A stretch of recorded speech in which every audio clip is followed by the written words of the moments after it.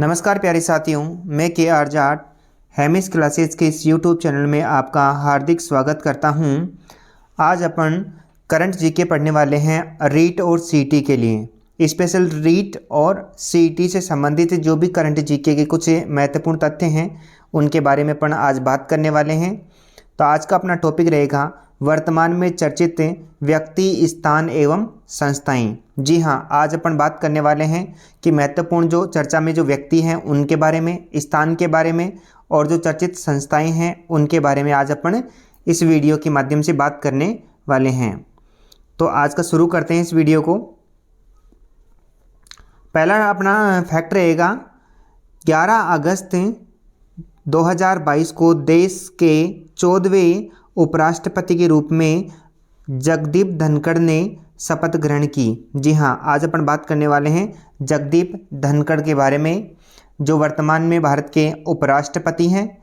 और इनको शपथ, जो भारत में वर्तमान में अभी राष्ट्रपति द्रौपदी मुर्मू है, इन्होंने इनको क्या दिलाई थी? शपथ दिलाई थी। और अगर बात करें अपन भारत के उपराष्ट्रपति के बारे में, तो भारत का उपराष्ट्रपति जो है उसका उल्लेख संविधान के अनुच्छेद 63 से लेकर 70 तक मिलता है। अनुच्छेद 63 से 70 तक भारत के संविधान में उपराष्ट्रपति का उल्लेख मिलता है। वर्तमान में जो भारत का उपराष्ट्रपति है जगदीप धनखड़, उसको शपथ द्रौपदी मुर्मू ने दिलाई।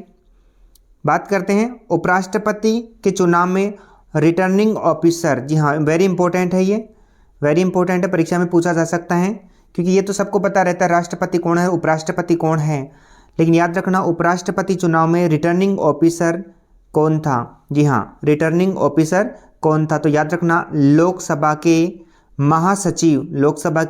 महासचिव श्री उपल कुमार सिंह।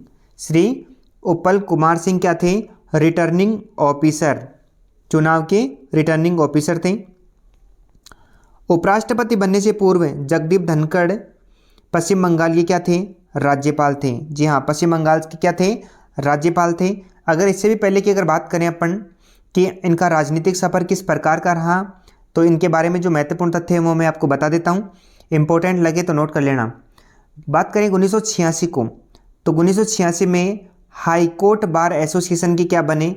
अध्यक्ष। कब की बात है? 1986 में जगदीप धनखड़ साहब क्या बने? हाई कोर्ट बार एसोसिएशन के अध्यक्ष बने। फिर बात करें उसके बाद की बात करते हैं अपन, तो 1989 की बात करें तो जनता पार्टी की टिकट पर किसका चुनाव जीता इन्होंने? लोकसभा का चुनाव जीता। 1989 में जनता पार्टी की टिकट पर लोकसभा का चुनाव जीता। ठीक है, उसके बाद बात करें कि 21 अप्रैल की बात करें, 21 अप्रैल 1990 से लेकर के 5 नवंबर 1990 तक, जी हाँ, 21 अप्रैल 1990 से लेकर 5 नवंबर 1990 तक केंद्रीय संसदीय कार्य राज्य मंत्री रहे। जी हाँ, रिपीट कर रहा हूँ कि 21 अप्रैल 1990 से 5 नवंबर 1990 तक केंद्रीय संसदीय कार्य राज्य मंत्री रहे। ये जगदीप धनखड़ साहब की बात कर रहे हैं अपन। और अगर इनके बारे में डिटेल से बात करें तो 1991 की बात करें तो 1991 में इन्होंने कांग्रेस की टिकट से चुनाव लड़ा, मगर इनकी क्या हो गई? हार हो गई। किससे? कांग्रेस पार्टी से। कांग्रेस पार्टी से क्या लड़ते हैं? चुनाव लड़ते हैं और ये हार जाते हैं। फिर अगर बात करें 1993 की, 1993 में किशनगढ़ से विधानसभा के सदस्य बने। 1993 में कहाँ से? किशनगढ़ से क्या बने? विधानसभा के सदस्य बने। फिर आगे इनके बारे में अगर बात करें तो 20 जुलाई 2019 को, 20 जुलाई बात करें 2019 की, तो 20 जुलाई 2019 को पश्चिम बंगाल के राज्यपाल बनते हैं। ये पश्चिम बंगाल के राज्यपाल बनते हैं। और 6 अगस्त 2022 को, जी हाँ, वेरी इंपॉर्टेंट है ये, 6 अगस्त 2022 को भारत के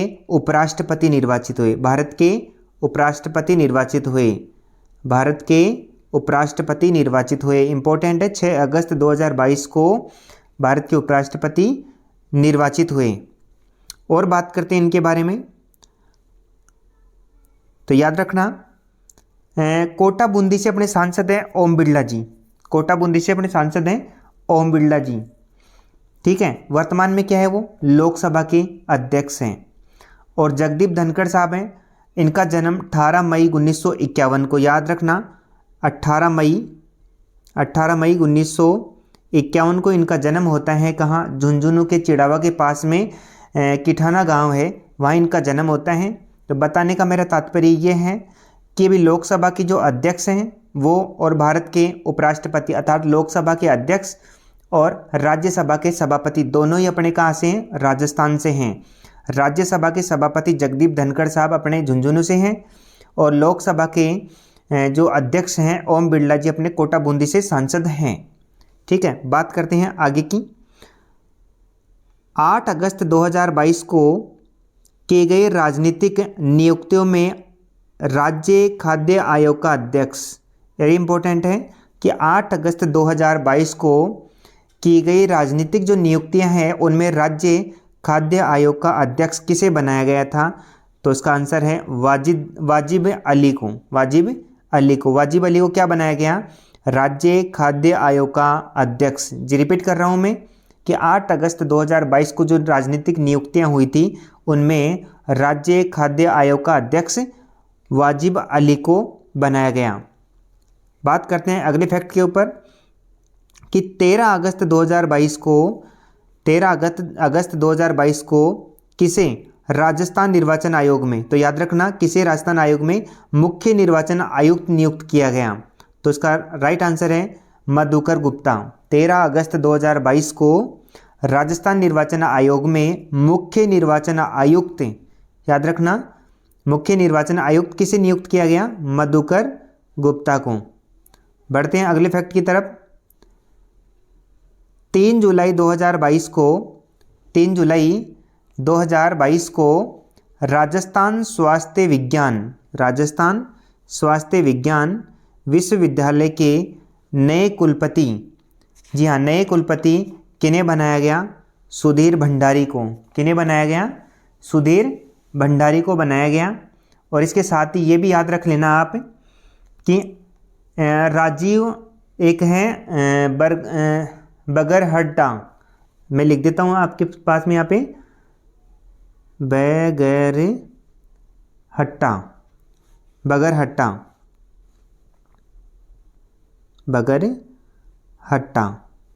ठीक है, तो याद रखना डॉक्टर राजीव बगरहट्टा को सवाई मानसिंह मेडिकल कॉलेज माने एसएमएस कॉलेज में प्राचार्य बनाया गया। याद रखना डॉक्टर राजीव बगरहट्टा को सवाई मानसिंह कॉलेज माने एसएमएस कॉलेज का नया प्राचार्य बनाया गया। और 3 जुलाई 2022 को राजस्थान स्वास्थ्य विज्ञान विश्वविद्यालय के नए कुलपति किन्हें बनाया गया? सुधीर भंडारी को। बात करें आगे बर्मिंघम कॉमनवेल्थ गेम की बात करें तो 76 किलोग्राम फ्री स्टाइल में कांस्य पदक किसने जीता था? पूजा सिहाग ने। जी हाँ, किसने जीता था? पूजा सिहाग। और बात करें कि पूजा सिहाग जो है राजस्थान पुलिस में सब इंस्पेक्टर है। जी हाँ, याद रखना पूजा सिहाग राजस्थान पुलिस में क्या है? सब इंस्पेक्टर हैं। और ये कहाँ की निवासी है? रोहतक हरियाणा की निवासी है। ये कहाँ की निवासी है? रोहतक हरियाणा की निवासी है। बात करें अगले फैक्ट की ओर तो प्रदेश में याद रखना प्रदेश की पैरा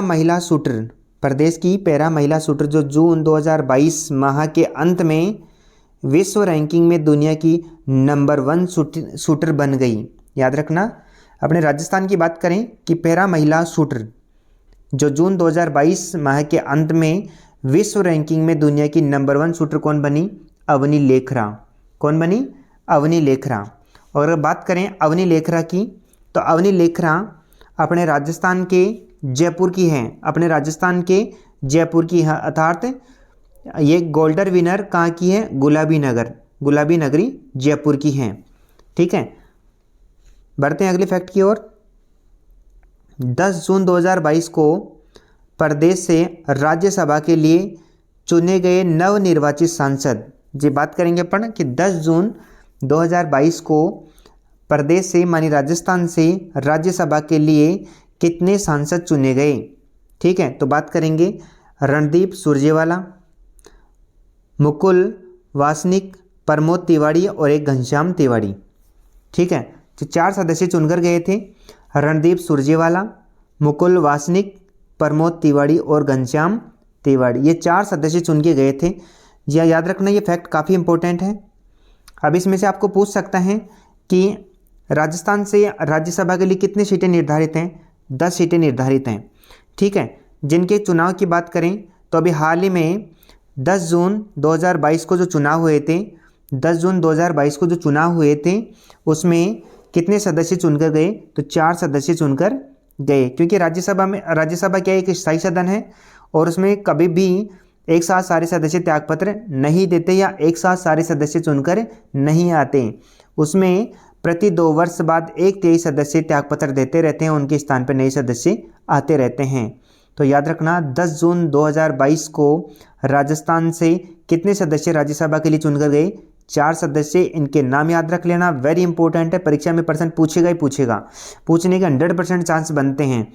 और अगर थोड़ा सा डीपली पूछेगा, अगर इसको थोड़ा सा घुमा के पूछेगा तो ये पूछ सकता है कि इनमें से भाजपा के कितने हैं, कांग्रेस के कितने हैं। तो याद रखना, वर्तमान में जो 10 सदस्य हैं, पर 6 सदस्य तो पहले थे और 4 सदस्यों का भी हाल ही में चुनाव हो गया, तो 10 में से 6 सदस्य राज्यसभा में वर्तमान में कांग्रेस के हैं और 4 सदस्य भाजपा के हैं। याद रखना, 6 तो किसके हैं? कांग्रेस के हैं और 4 किसके हैं? भाजपा के हैं वर्तमान में। ठीक है, 6 तो कांग्रेस के और 4 भाजपा के हैं। अब अगर बात करें तो कांग्रेस से गया रणदीप सुरजेवाला, मुकुल वासनिक और प्रमोद तिवारी।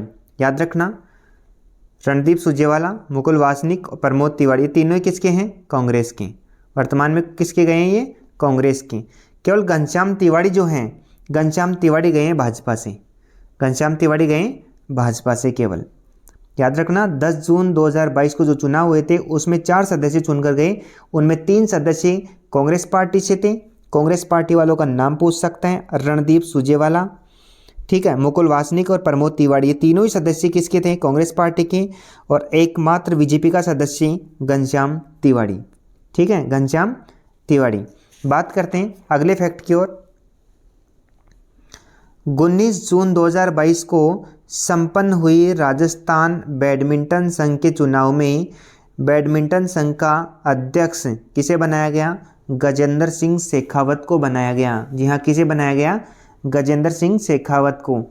कि 19 जून 2022 को संपन्न हुए राजस्थान बैडमिंटन संघ के चुनाव में बैडमिंटन संघ का अध्यक्ष गजेंद्र सिंह शेखावत को बनाया गया। ठीक है, इसके साथ ही ये भी याद रख सकते हो आप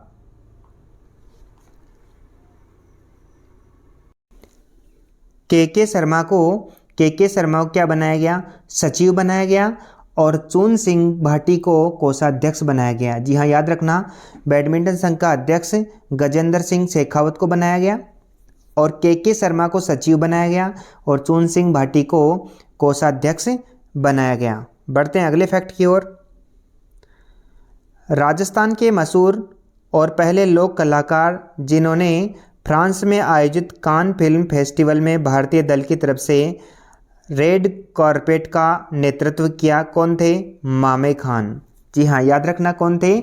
मामे खान। कि राजस्थान के मशहूर और पहले लोक कलाकार थे जिन्होंने फ्रांस में आयोजित होने वाले कान फिल्म फेस्टिवल में भारतीय दल की तरफ से रेड कारपेट का नेतृत्व किया। याद रखना, ये 17 मई की बात है। कान फिल्म फेस्टिवल के उद्घाटन समारोह में राजस्थान के मशहूर लोक कलाकार मामे खान ने भारतीय दल की तरफ से रेड कारपेट का नेतृत्व किया। ठीक है, ये पहले लोक कलाकार थे। बात करते हैं अगले फैक्ट की ओर। वर्तमान में राजस्थान ओलंपिक संघ के अध्यक्ष, जी हाँ, याद रखना, अभी थोड़ी देर पहले अपने बात की थी, वो बैडमिंटन संघ के अध्यक्ष थे। वो कौन थे? बैडमिंटन संघ के अध्यक्ष थे। और वर्तमान अभी बात कर रहे हैं अपन ओलंपिक संघ के अध्यक्ष की। तो ओलंपिक संघ के अध्यक्ष कौन है? रामअवतार सिंह जाखड़ को ओलंपिक संघ का अध्यक्ष बनाया गया। ठीक है, अनिल व्यास को क्या बनाया गया? चेयरमैन बनाया गया। याद रखना, अध्यक्ष तो रामअवतार सिंह जाखड़ को और अनिल व्यास को क्या बनाया गया, चेयरमैन बनाया गया। बढ़ते हैं अगले फैक्ट की ओर।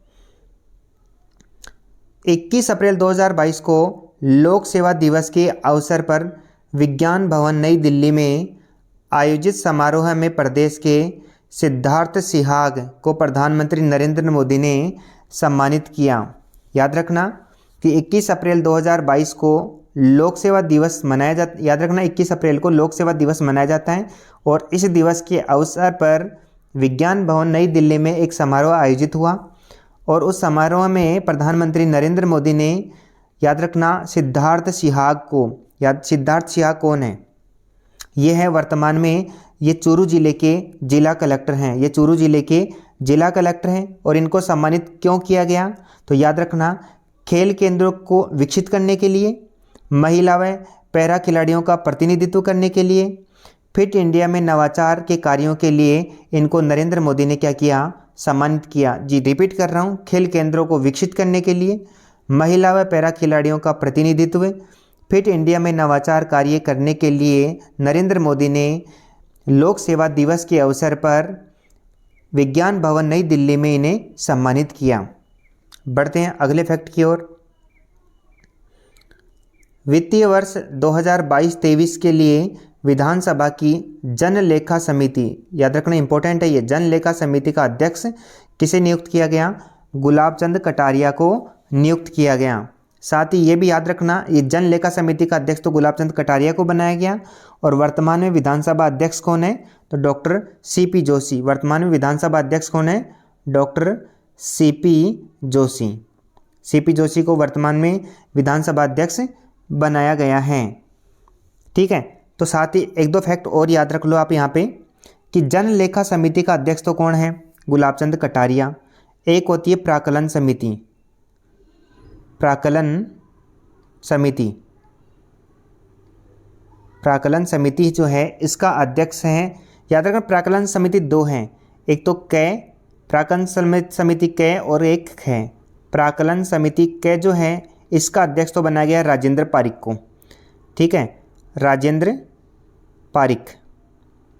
और दूसरा है प्राकलन समिति ख जो है इसका अध्यक्ष बनाया गया है दयाराम परमार को।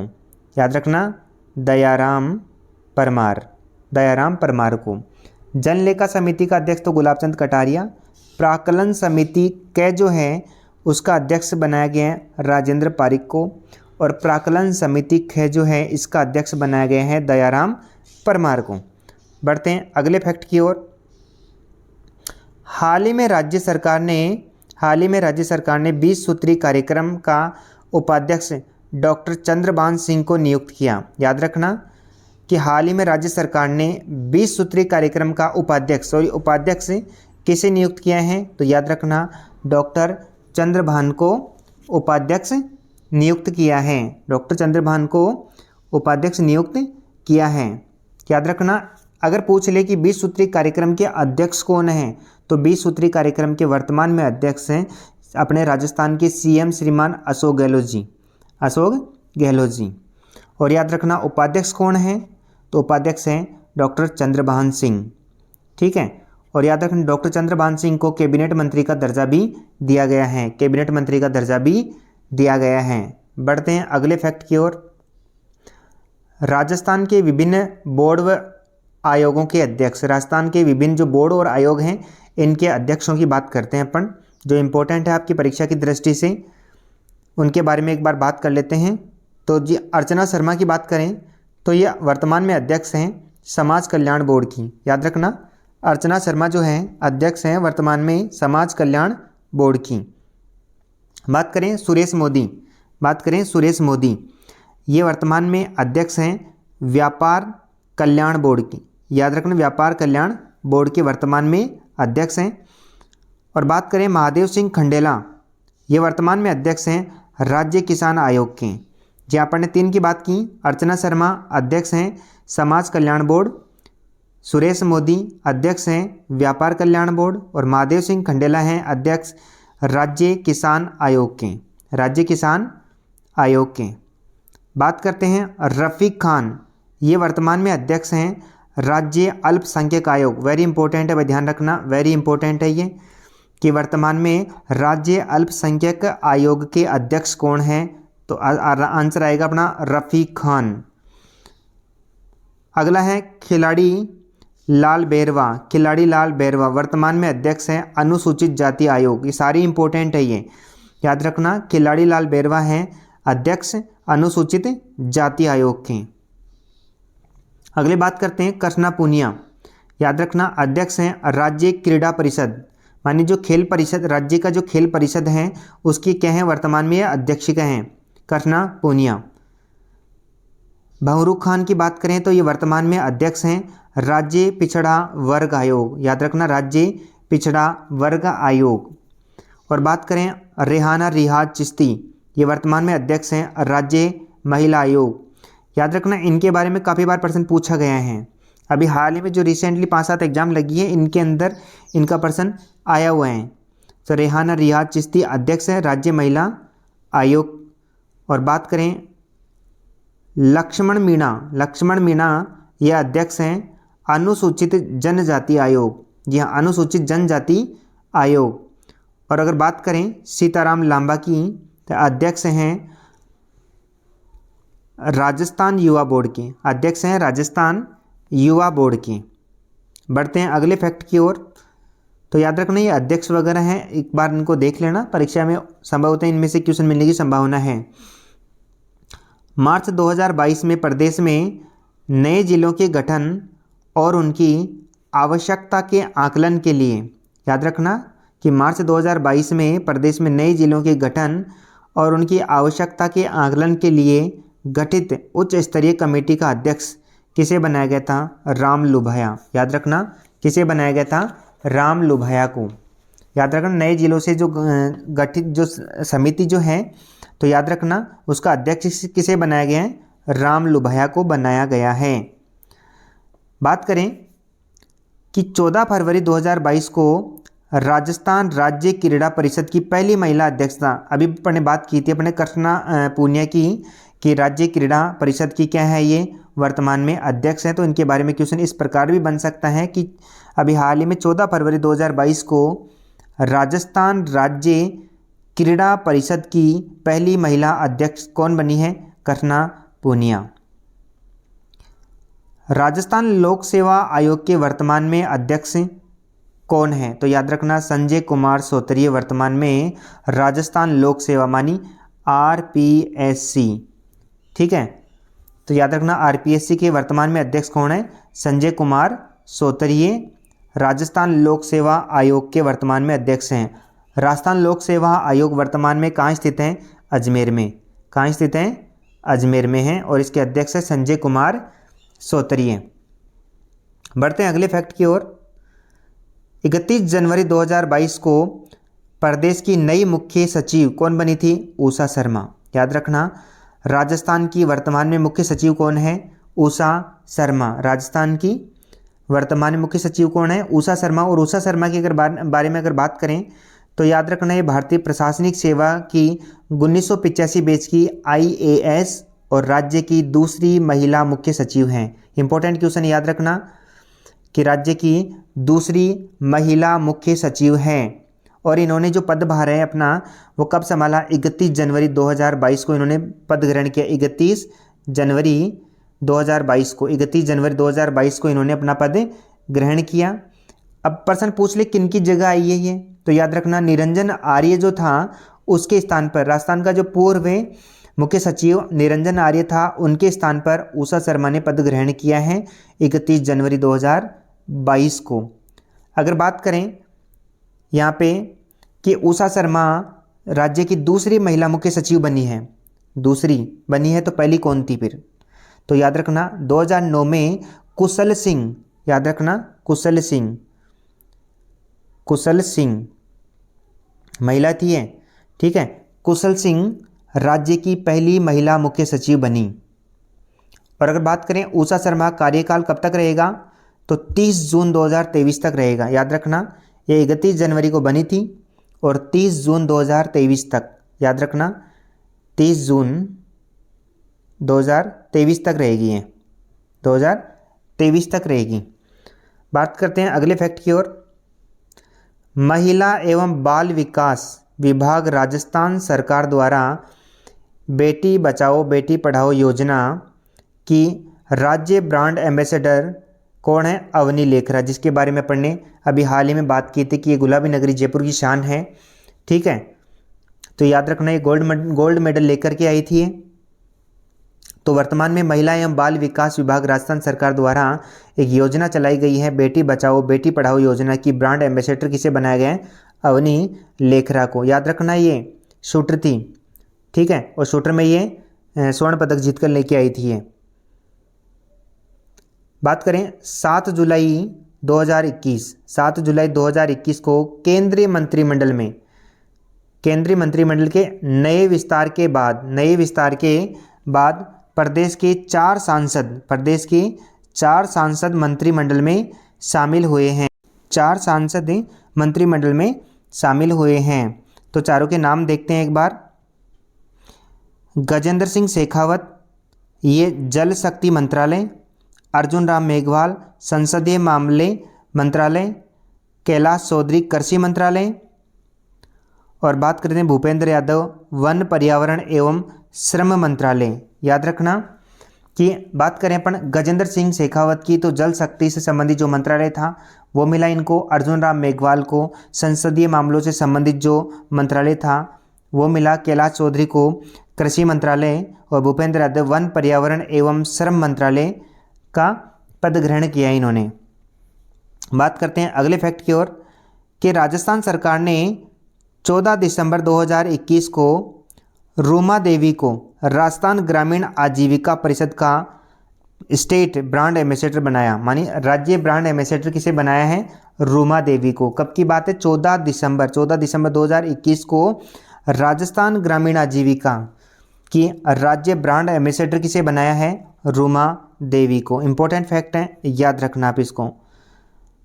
12 अप्रैल 2021 को वित्त विभाग राजस्थान सरकार की ओर से, याद रखना 12 अप्रैल 2021 को वित्त विभाग राजस्थान सरकार की ओर से जारी अधिसूचना द्वारा गठित 6ठे राज्य वित्त आयोग का अध्यक्ष किसे बनाया गया? प्रद्युमन सिंह को। याद रखना कि राज्य के 6ठे वित्त आयोग के अध्यक्ष कौन है? प्रद्युमन सिंह को। अगर इनके बारे में बात करें कि प्रद्युमन सिंह को राज्य वित्त आयोग का क्या बनाया गया? राज्य वित्त आयोग का अध्यक्ष बनाया गया। और राज्य वित्त आयोग कौन से नंबर का था? ये 6ठे नंबर का था। अगर थोड़ी सी अपन बात करें कि राज्य का प्रथम वित्त आयोग का गठन कब किया गया था, तो याद रखना कि राज्य वित्त आयोग की स्थापना 1994 में। याद रखना राज्य वित्त आयोग की स्थापना 1994 में की गई थी। राज्य वित्त आयोग की स्थापना 1994 में की गई थी 73वें संविधान संशोधन द्वारा। याद रखना 73वां जो संविधान संशोधन था 1992 के तहत राज्य वित्त आयोग का गठन संविधान के अनुच्छेद 243 आई में, याद रखना 243 आई के तहत राज्य में एक राज्य वित्त आयोग का गठन किया जाएगा, जिसमें एक तो अध्यक्ष होगा और अधिकतम 4 सदस्यों की नियुक्ति का प्रावधान था। जी हाँ, दोबारा बोल रहा हूँ मैं कि 73वां संविधान संशोधन 1992 के तहत संविधान के अनुच्छेद 243 आई में राज्य वित्त आयोग का गठन किया गया है। राज्य वित्त आयोग का गठन किया गया है, जिसमें एक तो अध्यक्ष होगा और अधिकतम 4 सदस्य की नियुक्ति का प्रावधान है। और याद रखना अनुच्छेद 280 के तहत वर्ष 1993 से देश के सभी राज्यों में राज्य वित्त आयोग का गठन किया जाएगा। अनुच्छेद 280 में लिखा हुआ है कि 1993 से प्रत्येक राज्य में एक राज्य वित्त आयोग का गठन किया जाएगा। अगर बात करते हैं अपन कि राजस्थान के प्रथम वित्त आयोग के अध्यक्ष कौन थे, तो कृष्ण कुमार गोयल। याद रखना कौन थे? जो प्रथम वित्त आयोग था उसके अध्यक्ष थे कृष्ण कुमार गोयल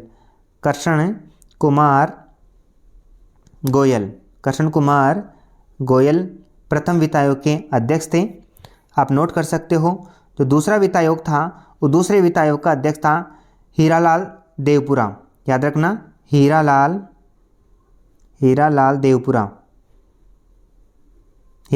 देवपुरा। तो तीसरा वित्त आयोग था उसके अध्यक्ष थे माणिक चंद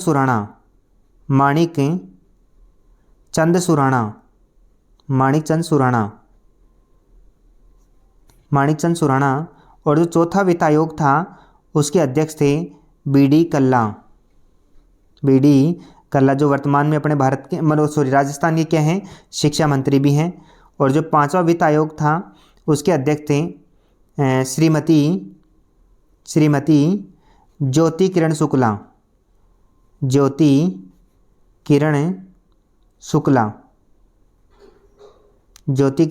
शुक्ला। और छठे वित्त आयोग के अध्यक्ष कौन थे? प्रद्युमन सिंह। छठे वित्त आयोग के अध्यक्ष वर्तमान में कौन है? प्रद्युमन सिंह। और याद रखना, राज्य वित्त आयोग का जो अध्यक्ष होगा अपनी रिपोर्ट किसे देता है? राज्यपाल को अपनी रिपोर्ट देता है। और बात करते हैं वर्तमान में, याद रखना राज्यपाल कौन है? कलराज मिश्र। वर्तमान में राज्यपाल कौन है? कलराज मिश्र। याद रखना इन्होंने कब कार्यभार संभाला था, तो इनके बारे में थोड़ी सी बात कर लेते हैं अपन। 9 सितंबर 2019 को 9 सितंबर 2019 को इन्होंने कार्यभार संभाला था, शपथ ली। और शपथ की इन्होंने दिलाई थी हाई कोर्ट के चीफ जस्टिस ने। याद रखना, हाई कोर्ट के चीफ जस्टिस ने इन्हें राज्यपाल क्या दिलाई? शपथ दिलाई। और ये कलराज जो मिश्र हैं, ये राजस्थान के 41वें क्या हैं? राज्यपाल हैं। राजस्थान के 41वें क्या हैं? राज्यपाल हैं। और अगर बात करें कि राजस्थान के पूर्व राज्यपाल कल्याण सिंह ने 2 सितंबर 2019 को अपना 5 साल कार्यकाल पूरा कर लिया था। ठीक है, 2 सितंबर 2019 को अपना 5 साल कार्यकाल पूरा कर लिया था। और 9 सितंबर 2019 को कलराज मिश्र ने शपथ ले ली थी। ठीक है, आज के लिए बस इतना ही है करंट जीके की। अभी ऐसे टॉपिक पूरा नहीं हुआ है, अब इस टॉपिक के बारे में और चर्चा करेंगे अपन। 2-3 वीडियो आएंगी इस टॉपिक के, आप इनको नोट, जो एक्स्ट्रा चीज़ें जो बताई गई हैं आप इनको नोट कर सकते हो। ठीक है, आज के लिए बस इतना ही रहेगा। और इस वीडियो को अधिक से अधिक लाइक करें, शेयर करें और चैनल को सब्सक्राइब करें, क्योंकि आप अगर इस चैनल को सब्सक्राइब करते हो, लाइक करते हो, तो मुझे एक मोटिवेशन, अपने आप में मोटिवेशन मिलता है। और मोटिवेशन मिलेगा तो मैं हमेशा कोशिश करूँगा कि मैं रोज़ाना वीडियो डालूँ और अच्छे से अच्छे कंटेंट आप लोगों के लिए लेके आऊँ जो आपके लिए कारगर साबित होंगे। बस आज के लिए इतना ही। Thank you.